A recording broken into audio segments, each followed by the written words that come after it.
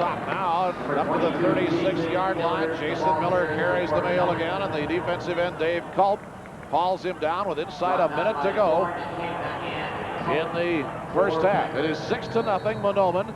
Indians with the ball and driving now. 3rd down and 2 at the Becker 36-yard line. They're hustling up to the line as the clock ticks down to 40 seconds and counting. Newman wide right, Hendrickson slot to the right. They'll draw to the left side for Jason Miller, and he'll carry down to the 32, a gain of 3 or 4 yards on the play. We'll see where they spot it. It'll be enough for a first down. Mike Lundeen made the stop. First down, Mahnomen. Clock running with under half a minute to go now in the first half. And Jeremy Oakland will hurry it up. And open, and it is intercepted on a great fingertip pickoff by Justin Hegna at the 23-yard line with 19 seconds to go in the half. Justin Hegna turns it back to the Becker Bulldogs. Now, Oakland looked over there quickly. I thought he was just going to throw it away to stop the clock because the coverage was so good, but he obviously did not see the man sliding in underneath there, Justin Hegna.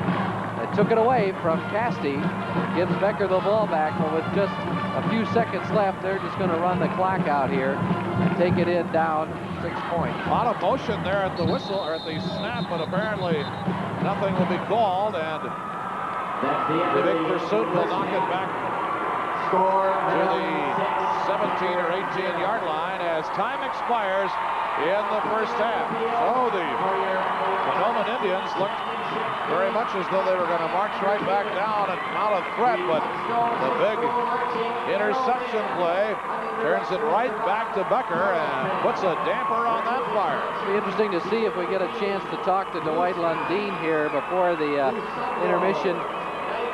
If that field position has bothered their strategy. Of course, it didn't help to have Fingston narrowly be overthrown on one play and then drop another pass. That's an important part of their offense. But Mahnomen's definitely had the edge in play and the field position.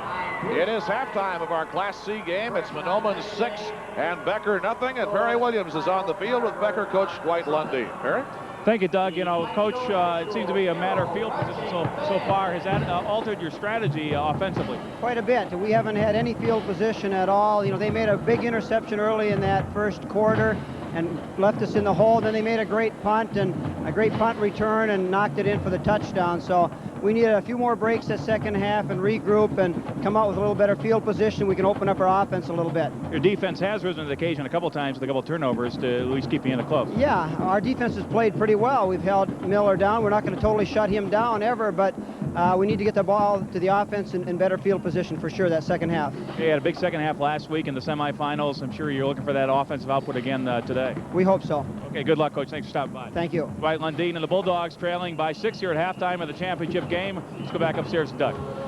All right, Perry, halftime. The Pipestone Band is on the field. We'll have that and others activity in a moment. It is Mahnomen 6 and Becker nothing. Class C championship football at the Prep Bowl. Third quarter about to begin at the Metrodome as the Class C championship game of the 1990 Prep Bowl rolls on. Welcome back with Jim Gilliland, Perry Williams, Greg Coleman. This is Doug McLeod. It is 6-0. The Mahnomen Indians leading. Only one scoring play in this game, but it was a good one as Mahnomen capitalized on a lot of the things that the Indians have been able to do well and punched it in. Jeremy Oakland takes it over from a yard out. He carried the ball 4 times for a total of 12 yards in the first quarter. Had a little quick count there after a run by Jason Miller had put them down inside the 1 or inside the 2, and then they actually had a offside that got him on the 1, and there goes Oakland in for the only score. The extra point failed, and Mahnomen leads it by a count of 6-0. Becker has actually outgained Mahnomen in the contest, 103 total yards to 84. The battle of the backs has gone to Jason Miller, although he's been able to carry it twice as many times as Mike Lundeen. Miller has 14 carries for 67 yards, and Lundeen 7 carries for 26 yards. But as you can see, neither team has been able to dominate Mahnomen, a team that ran up 490 yards of total offense in the semifinals against Ogilvie.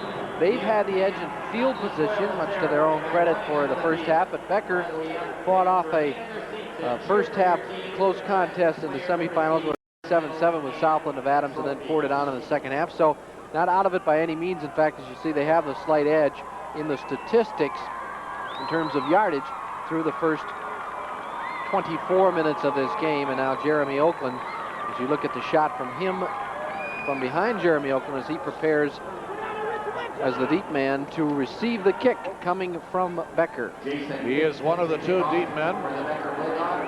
Jason Miller is the other one.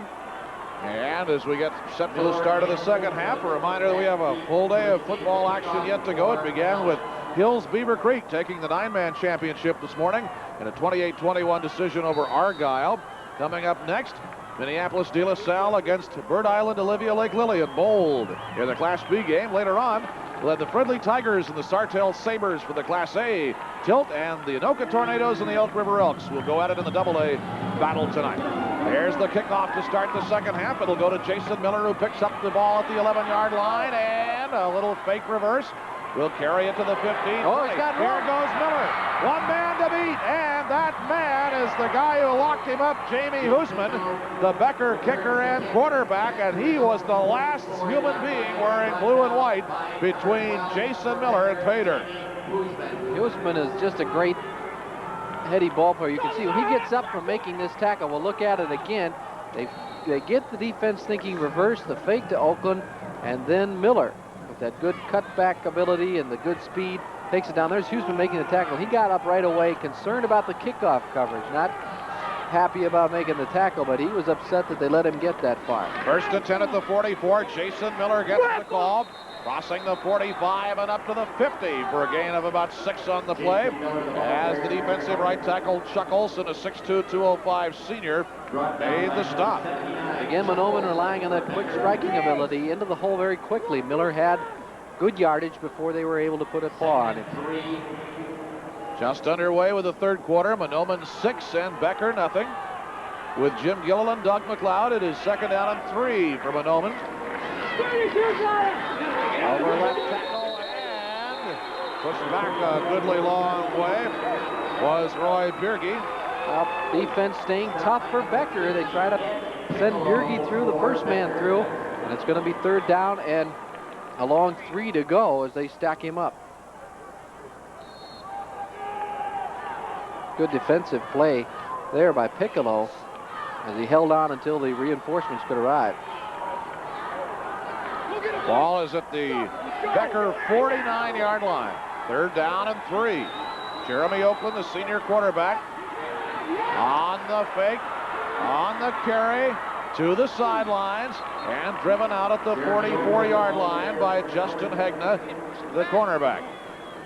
Oakland did a good job of making sure he got to that first down marker before he tried to get fancy, turn it upfield. He just tried to outrace the men, defenders to the corner, pick up the first, and then dive forward. There he is looking at the marker all the way, and then takes on the defender after he has the first down at the 44-yard line. 5 carries for 17 yards in the game for Jeremy Oakland.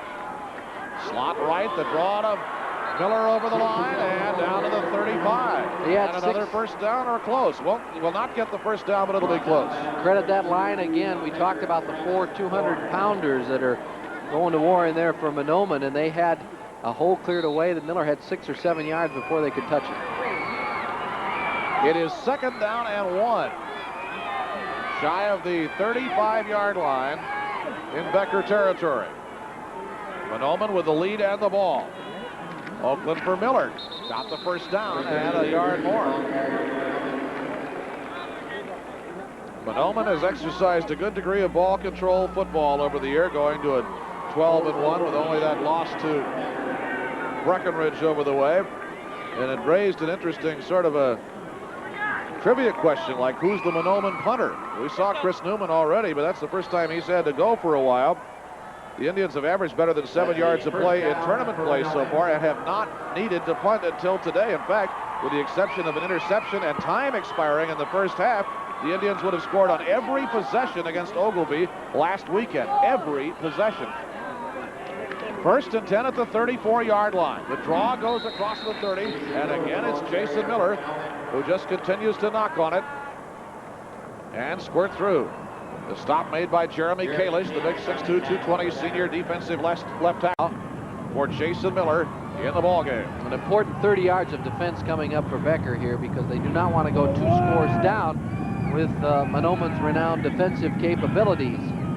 8:47 to go in the third quarter, and motion on the defensive line as the nose guard Mike Koenig jumped early, and he knew it.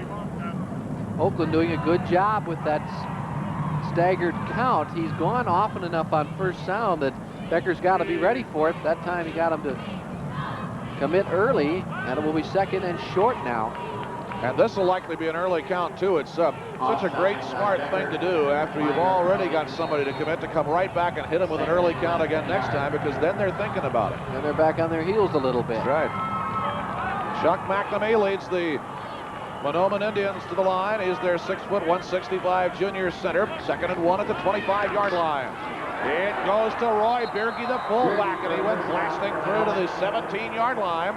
And the safety, Travis Thorne, hauled him down. It's kind of funny that McNamee must be a real scrapper at 160 pounds to play offensive center. He's got all these 200-pounders around him. Look at him move men out of there and clear the way for Bjorgi, who takes it for yet another first down. 6', 165, kind of built like a pipe cleaner at that range, you would think, but obviously has real good strength and agility down there and can open that hole.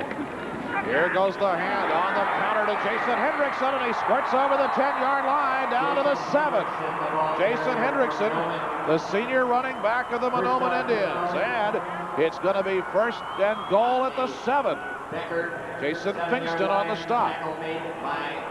Travis Castee comes in with a play now, rotating with Leo Kaiser. Little counter again. That's his first carry today. And I think caught Becker by surprise. They were looking for that other guy, that Lundeen fella. They'll put it down inside the 7-yard line, 2nd and goal. Make it the 8-yard line. Oakland might have trouble heading for the sidelines and out. It'll be a couple of yards lost on the play. Obviously, they thought they'd hammered inside enough to have some room when Oakland got outside, but no, the Becker defense, a very important play on 2nd and short. Now we've got about 3rd and 5.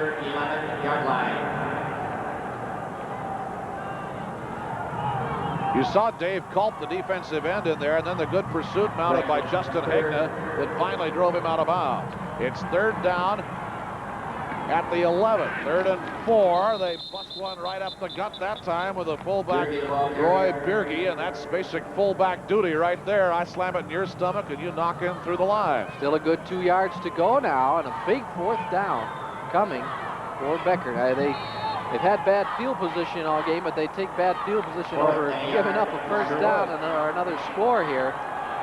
And Mahnomen has taken a timeout to be sure of their 4th down call. And Bauman is coming onto the field. 7:14 to go in the third quarter of the Class C championship game at the Dome.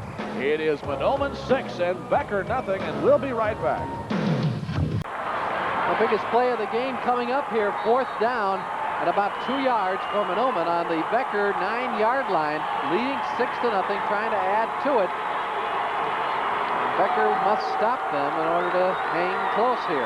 Everybody pulled in tight. Oakland with a quick pitch to the left side for Miller. Miller sprinting for the goal line. Touchdown! Jason Miller